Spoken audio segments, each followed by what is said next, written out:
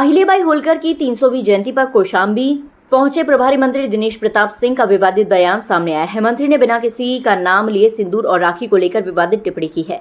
समारोह में मंच से संबोधन के दौरान प्रभारी मंत्री दिनेश प्रताप सिंह ने कहा कि आज भी कुछ लोग साक्ष्य मानते हैं, जिसकी बहन और मां ने चुटकी भर सिंदूर भरा ही नहीं, वो इसका महत्व क्या जाने। चुटकी भर सिंदूर का महत्व वही जान सकता है जिसकी मां या बहन ने कभी सिंदूर भरा हो, जिनकी बहन की कलाई में कभी चूड़ी खनकी ही ना हो।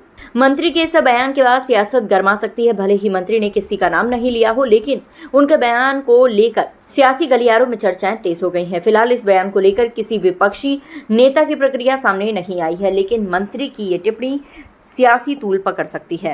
कांग्रेस वालों मुझे बताओ, तुम्हारे कालखंड में किसी जंगल में लकड़ी बीन करके जीवन शुरू करने वाली किसी महिला को देश का राष्ट्रपति बनाने की ताकत तुमको कभी मिली है क्या?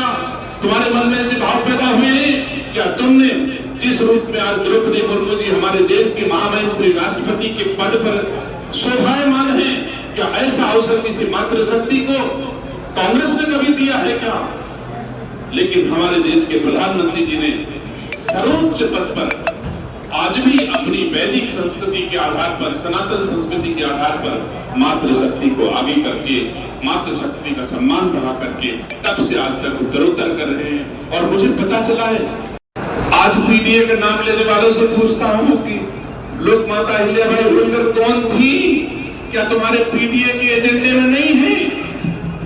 लेकिन हमारे देश के प्रधानमंत्री के लिए पीडीए का कोई महत्व नहीं है। हमारे देश के प्रधानमंत्री के लिए सबका साथ, सबका विकास महत्व है, उसी आधार पर वो काम करते हैं। लेकिन अगर आज अब की भी साक्ष्य मांग रहे हैं, क्योंकि चुटकी भर सिंदूर का महत्व कौन जान सकता है?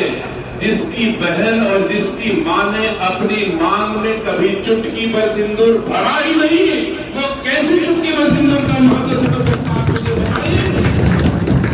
जिनकी बहन की कलाई में कभी चूड़ी खनकी ही नहीं, वो क्या जाने चूड़ी का महत्व हमारी संस्कृति में।